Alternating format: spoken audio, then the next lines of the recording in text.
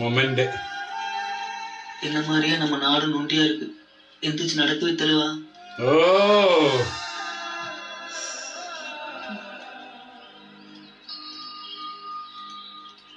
നാട് നൊണ്ടിയിരിക്കുന്നു.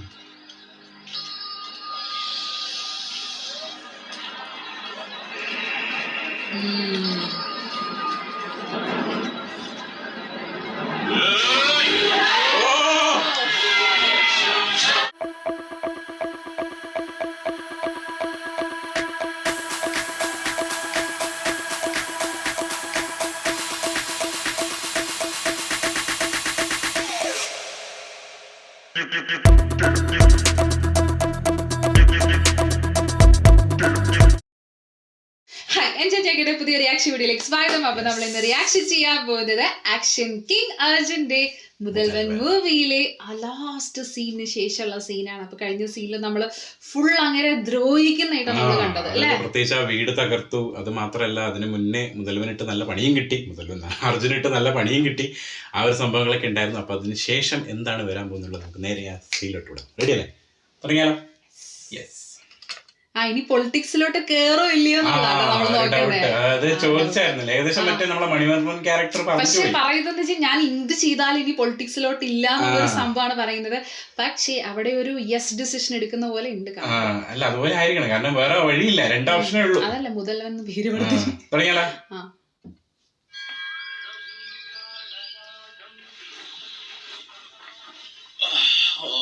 വേറൊരു ഡേ ആണ്. என்ன போட்டோ எடுக்காதயா? நியூஸ் மேல போய் போட்டோ அட மேல போயிருப்பியா? இந்த ஆள் வர வரைக்கும் நான் போஸ்ட் எடுக்க வேணாமா? நீங்க என்ன மனசு கேட்கலப்பா, அதான் வந்தேன். என்ன முடிவு பண்ணிருக்க? எந்திரிச்சு பல்லு வைக்கட்டான். தலையா தலைவர் டாய்லெட் போறோம். தலையா ஓ கையோட டிசிஷன் எடுக்கணும். பண்ணி தலை தலை தலை போ போ போ போ போ போ போ போ. ஏய் நில்லு நில்லு. வணக்கம் தம்பி, நான் தான் எதிர்கட்சி தலைவர் படுக்கிறானே. உங்களுக்கு தெரியும் நினைக்கிறேன். நீங்க எப்படி பாத்ரூம் பக்கம் வருவீங்கன்னு தெரியும். அதனாலதான் காலையில இங்கே தம்பி, நம்ம கட்சியில மொத்தம் 40 எம்எல்ஏ இருக்காங்க. சொன்ன இடத்துல கையெழுத்து போடுவாங்க. இன்னைக்கே நீங்க நம்ம கட்சியை சேர்றீங்க. அடுத்த முதல்வர் நானா நீங்களாக பொதுக்குழு பேசி முடிவு பண்ணிப்போம். தம்பி, ஊக்கத்தொகை கொண்டு வந்திருக்கேன். பேன்ல இருக்கு 100 சீ. 100 சீனா 100 கோடிங்க. அரசே என்ன மனுஷா நீங்க? ஏயா வெளிக்கு போடாம விலை வச்சிட்டீங்க. நீ பாப்பா இரு கட்சி போகுது இருக்கு மாலை. ஏயா அவனா பாருங்க போறாரு. ஏயா அப்படி உசுர வாங்குறீங்க? பாப்பா நீங்க. நமஸ்தே புகழ்ஜி. புகழ்ஜியா என்னையா அவங்க அப்பா பேரை மாத்தி விட்டீங்க? கொண்ட பாய்க்காத. நாங்க தேசிய கட்சியில இருந்து வருகிறோம். நீங்க நம்ம கட்சியில சேர்ந்திருக்கு. அடுத்த முதலமைச்சர் நீங்க தான். டெல்லியில இருந்து உங்க வளர்ச்சி நிதிக்காக 500 சி வந்திருக்கு. போன்லயே உங்க சம்மதத்தை தலைவருக்கு சொல்லுங்க. 500 கோடியா? எது 500 கோடியா? புகழ் அந்த இன்கம் டேக்ஸ் நம்பர் சொல்லு. எனக்கு ஜியா புகழ்ஜி கிட்ட சொல்லி நம்ம மேட்டரை கரெக்ட் பண்ணா உங்களுக்கு 2 சி தள்ளி விடுறோம். பண்ணி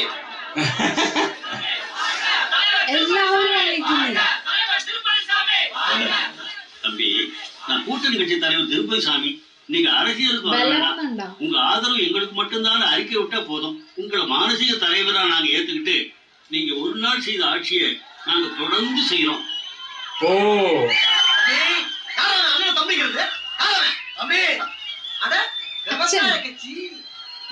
മനീഷയുടെ അല്ലേ ഇപ്പൊ വന്നവര് കുറച്ചുകൂടി മറ്റേ രീതിയിലാണ് പറഞ്ഞത്. உங்களை அடிச்சுட்டு டிவியில சொன்னாங்க. அதை கேட்ட உடனே தேன்மொழி பதறி போச்சு. அது தவிக்கிறது தாங்க முடியாம தான் உங்களை பார்க்க கூட்டிட்டு வந்தேன்.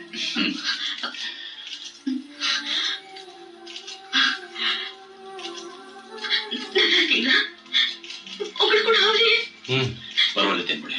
தம்பி, உங்ககிட்ட கொஞ்சம் தனியா பேசணும்.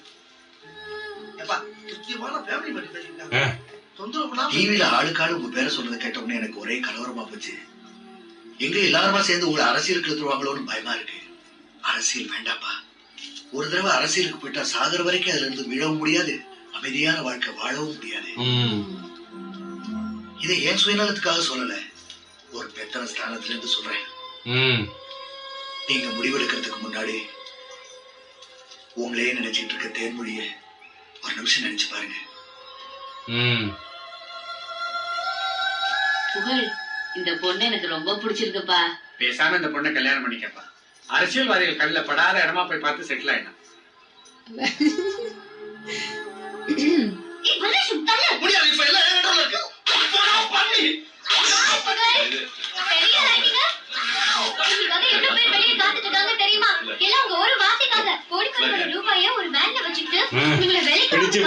எதிர்கட்சி கூட்டம் ஒரு பக்கம், தேச கட்சி ஒரு பக்கம். உங்களை அடிச்சுட்டாங்கன்னதும் அதை தாங்க முடியாம உங்களுக்காக உயிரே கொடுக்க தயாரா இருக்கிற இளைஞர்கள் கூட்டம் ஒரு பக்கம். எந்த டிவியை ஆன் பண்ணாலும் புகழேந்தின்னு உங்க பேரை சொன்ன பொதுஜனங்க ஒரு பக்கம்.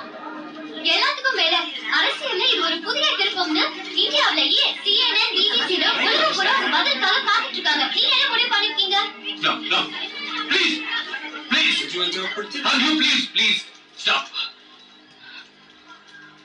எல்லாரையும் கையெழுத்து கும்பிடு. இப்ப நான் எதுவும் பேச விரும்பல. சரி, நான் ஒரு சாதாரண மனுஷன். அடிபட்டு காயப்பட்டு ரணப்பட்டு நொந்து போயிருக்கேன். என்ன தனியா இருக்கா? அல்லையா, ப்ளீஸ். ஆமா சார், சார், புகழேந்தி சார். வா, வா. ശരിക്കും നമ്മള് ഏറ്റെടുക്കേണ്ട ഒരു അവസ്ഥ. Public support.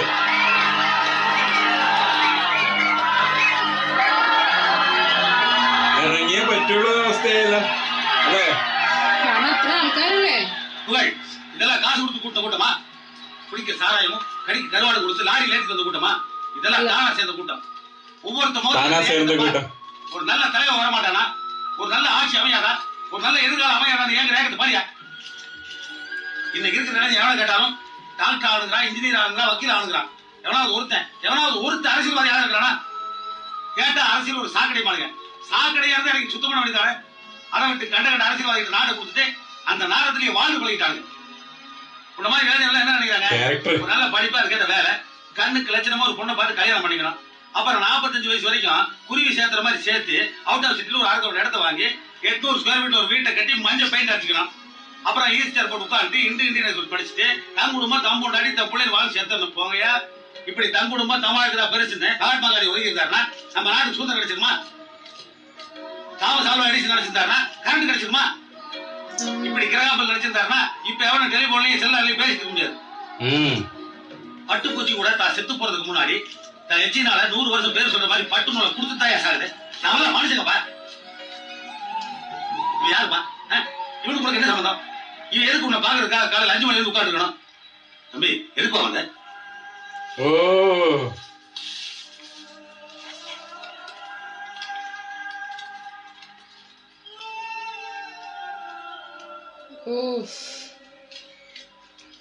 மொமெண்ட். என்ன மாதிரியே நம்ம நாடு நொண்டியா இருக்கு. எந்திரிச்சு நடக்கவே தலைவா.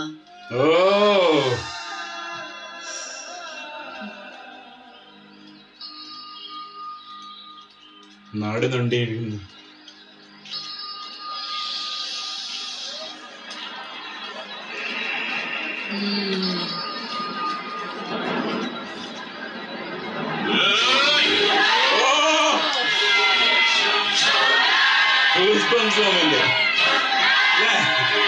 എല്ലാവരും കൂടി പങ്കെടുത്തു.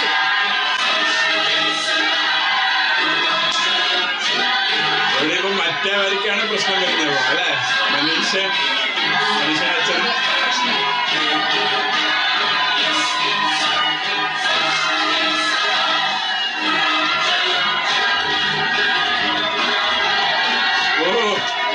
എന്താ ഷോട്ട് പോയല്ല അവിടെ പോയി.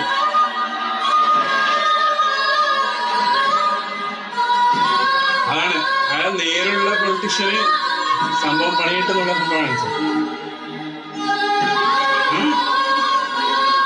അല്ലേ? കാരണം അവിടെ ഡിസിഷൻ ഇത് എടുക്കാനുള്ള വഴിയില്ല.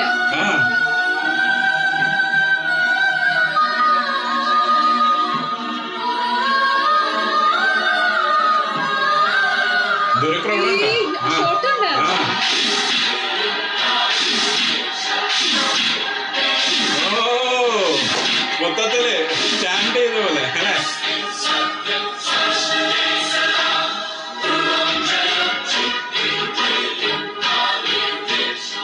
வணக்கம். நடந்து முடிந்த தேர்தலில் மக்கள் கட்சி வேட்பாளர் புகழேந்தி வரலாறு காணாத ஓட்டு வித்தியாசத்தில் வெற்றி பெற்றார். அவர் கட்சியை சேர்ந்த வேட்பாளர்கள் அனைத்து தொகுதிகளிலும் பெருவாரியான வாக்கு வித்தியாசத்தில் வெற்றி பெற்று புதிய சாதனை படைத்திருக்கிறார்.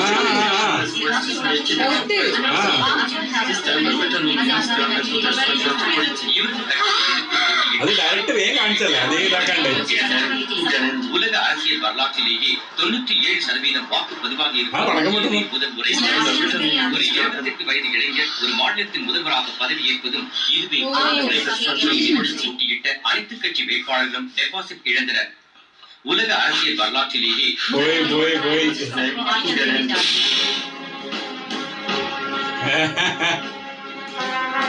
മറ്റേത് ഫസ്റ്റ് അച്ഛൻ വരച്ച അതല്ലേ CM ആവുന്നൊക്കെ അല്ലേ പറഞ്ഞത്.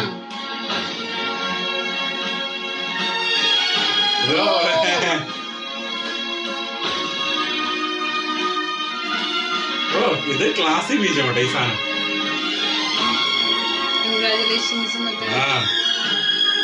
You did it.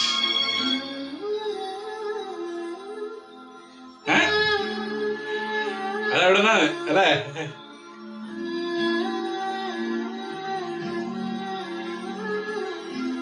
പെട്ടെന്ന് നേരെ അപ്പുറത്തോട്ട് എത്തിയല്ലേ പൊസിഷൻ മാറിയ ആളുടെ.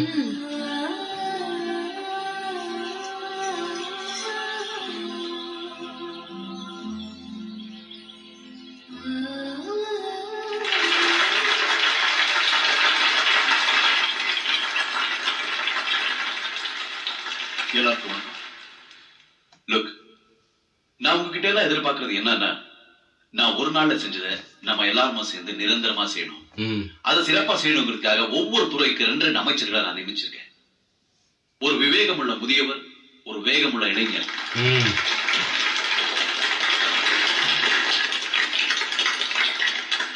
நம்ம நாட்டுல எல்லாத்துக்கும் சட்டத்திட்டங்கள் இருக்கு, ஆனா எதுவும் செயல்படுறதில்ல. ஓட்டை இருக்கிற வரைக்கும் உலகத்தான் செய்யும்.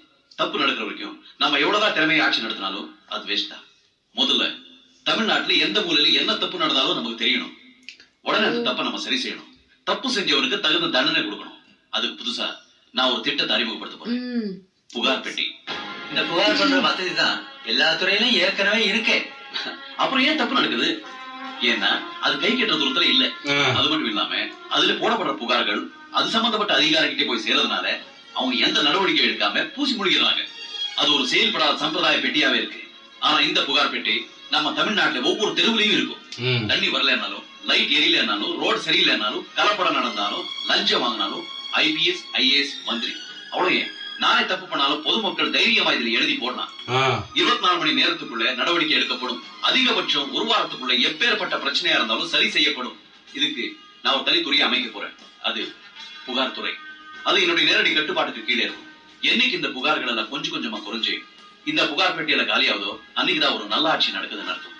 அதை நோக்கிதான் நாம எல்லாரும் பாடுபட்டோம். ആര് സംഭവത്തെ അത് ഓൾറെഡി ഉണ്ട് എന്നാ പറഞ്ഞ, പക്ഷെ ഷോർട്ട് കാണിച്ചിട്ടുണ്ടോ? അതായത് നിഴലടിക്കുന്ന പോലെ കാണിച്ച ഏകദേശം. ഇവരെല്ലാരും ഒന്നായിനി. ഇവര് ചേരാത്തവരായിരിക്കുന്നല്ലോ. മറ്റേ പൈസ കൊണ്ടുപോയിട്ടില്ലേ കുറച്ച് ആൾക്കാർ. അതെ അതെ ഇതാ ഇവരുണ്ടല്ലോ.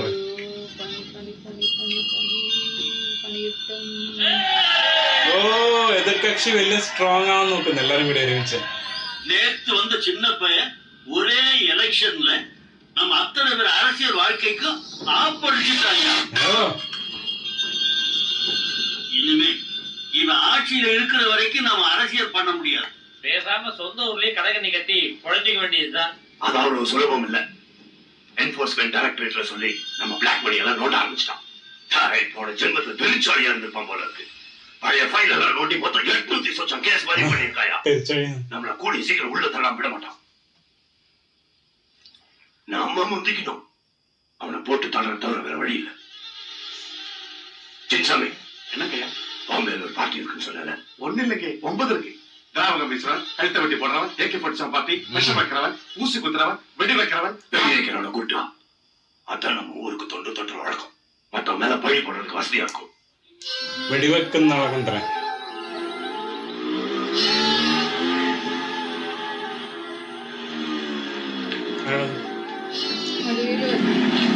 ഞാൻ വിചാരിച്ചു അർജുനാണ്. അതേപോലത്തെ വണ്ടി അത് വണ്ടിയല്ലേ?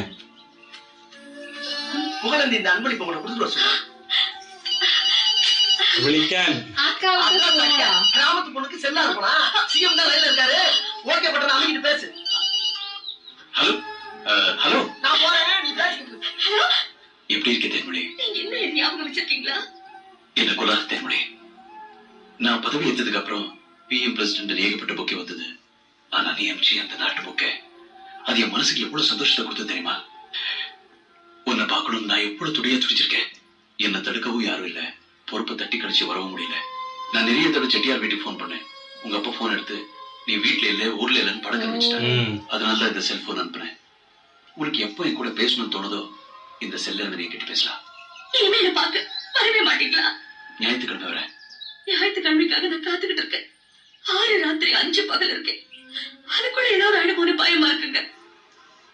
எங்க அப்பா மும்முரமா கல்யாணத்துக்கு அண்ட ஆசையில கவர்மெண்ட் மாப்பிளைய பாத்துட்டு இருக்காரு. போஸ்ட் மேன், கரண்ட் புடுங்குறவன், கார் ஊசி போடுறவன், நெல் இன்ஸ்பெக்டர். எனக்கு ரொம்ப பயமா இருக்குங்க. இல்ல சாஃப்ட்வேர் டெக்னாலஜி பீப்புள் வெயிட் பண்ணிட்டு இருக்காங்க. ஓகே, அப்புறம் பேசுறேன்.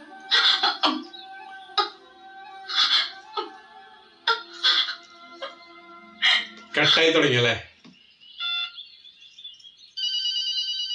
ஹலோ ஹலோ, நான் அவர்கிட்ட பேசணும். அவருனா எவரு? இங்க ஒரு 36 அவருக்கு இருக்காங்க. ஏன் நான் கூட ஒரு அவரு தான். இதுல எவரு வேணா? ഓ நான் தேன்மொழி பேசுறேன். தென்மொழி, இத முதல்ல சொல்லக்கூடாதம்மா. அதெல்லாம் நான் ஏற்பாடு பண்ணிருக்கேன். போன் யாரு? ராட்சசி. அப்புறம் பேசுறேன் சொல்லுங்க. രാക്ഷസി. ஹலோ, அவர் வேலையா இருக்காரு, அப்புறமா பேசுறேன்னு சொல்லிட்டு.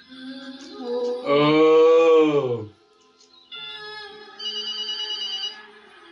Hello, CM special PA Palavesam PA speaking. நான் Special. தேன்மொழி பேசுறேன். தானே, நான் பலவேசம் பேசுறேன். சௌக்கியமா? சௌக்கியம் கிடக்கட்டும். முதல்ல அவரை கூப்பிடுங்க. அவர் முக்கியமான மீட்டிங்ல இருக்காருமா. முடிஞ்ச உடனே நீ போன் பண்ணேன்னு சொல்றேன். போங்க. நீங்க எல்லாம் சொல்றதே இல்ல. அவர் திருப்பி கூப்பிடுறதே இல்ல. நான் இங்க கிடந்து அல்லாடுறேன். சிஎம் அப்படின்னா அப்படித்தான் இருக்கணும். அவர் டைம் அவரது இல்ல, புரிஞ்சுக்கமா. The subscriber you are calling is not reachable at the moment. Please try again later. ഓ ആ ഒരു ഇത് വെച്ചിട്ടാണ് ആ സോങ് വരുന്നത് അല്ലേ? Correct situation. കാരണം CM ആവുന്നത് ആ ബിസി ആയിരിക്കില്ലേ? ആ പാട്ട് ചെയ്യാം അല്ലെ? ഓ കറക്റ്റ് പ്ലേസിങ് കേട്ടോ വന്നിക്കുന്ന ശരിക്കും. കാരണം ഈ ഒരു സീനില് നമ്മളെന്താ പറയാ, നമ്മളിപ്പോ ആ ഒരു സ്ഥാനത്താണെന്നുണ്ടെങ്കിൽ ആ പുകഴ്ച ചെയ്ത സംഭവം തന്നെ ചെയ്യുള്ളൂ. കാരണം അവിടെ വേറെ നിവർത്തിയില്ല, അത്രയും ജനങ്ങള് സപ്പോർട്ട് ചെയ്യണം. അതായത് അവരെടുത്ത് പറയുന്നുണ്ട് ചാരായം മേടിച്ചു കൊടുത്തിട്ടില്ല, എന്താ പറയാ, വേറെ ഒന്നും അങ്ങനെ കൊടുക്കാതെ സ്വന്തമായിട്ട് വന്നേക്കുന്നതാണ് ആൾക്കാരെന്ന് അല്ലേ? അതായത് അവര് ആഗ്രഹിക്കുന്നുണ്ട് ആ ഒരു ദിവസത്തെ CM-നെ ഫുള്ളായിട്ട് കിട്ടാൻ വേണ്ടിയിട്ട് ഇനിയുള്ള ദിവസങ്ങളിലെല്ലാം ആ CM-നെ ഭരിക്കണം എന്നുള്ള സംഭവമുണ്ട്. അതുകൊണ്ട് തന്നെയാണ് ആ ഒരു ഡിസിഷൻ എടുക്കലും നല്ല രസമായിരുന്നു. ആ സീൻ കാണിച്ചതല്ലേ, ഭയങ്കര ആവേശമുണ്ട്. ഗംഭീര ഇങ്ങനെ പൊക്കുന്ന സമയത്ത് ഭയങ്കര ഗൂസ് ബംസ് മൊമെന്റ്. അത് മാത്രല്ല, പിന്നീട് എന്താ പറയാ, അവിടെ വേറൊരു സംഭവം നടന്നെന്ന് വെച്ചിട്ടുണ്ടെങ്കിൽ തേൻമൊഴിയും അച്ഛനും അവിടെ എന്താ, തേൻമൊഴിയുടെ അച്ഛൻ അവിടെ സീനാക്കി. കാരണം വെച്ചാല്, പക്ഷെ എനിക്ക് ഒരു കാര്യം മനസ്സിലാതെന്ന് വെച്ചാൽ ഗവൺമെന്റ് ജോബ് ഇഷ്ടമാണ്, പക്ഷെ എന്താ പറയാ പൊളിറ്റിക്സില് പൊളിറ്റിക്സിലല്ലേ കൂടുതൽ അപകടങ്ങൾ പ്രശ്നങ്ങളൊക്കെ. സേഫ് ആണ്. ഗവൺമെന്റ് ജോബ് ആണെന്നുണ്ടെങ്കിൽ അവിടെ ജസ്റ്റ് ജോലി മാത്രം ചെയ്താൽ പോരെ, അതിൽ സേഫ്റ്റി ഉണ്ടല്ലോ. പിന്നെ ഫ്യൂച്ചറിൽ സംഭവങ്ങളൊക്കെ കിട്ടുകയും ചെയ്യും. ഇതിന്റെ അകത്ത് എല്ലാം ഉണ്ട്, പക്ഷെ സേഫ്റ്റി കുറവാണ്.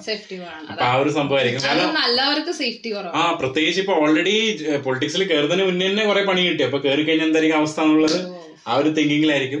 പക്ഷെ ആ ഒരു അവസാനത്തെ ആ പാട്ട് കൊണ്ടുവന്നത് നല്ല രസമുണ്ട്. അത് രണ്ടുപേരും അവിടെ ബ്ലോക്ക് ചെയ്ത പോലെയാണ് ശരിക്കും മനീഷയ്ക്ക് തോന്നുന്നത് അല്ലെ?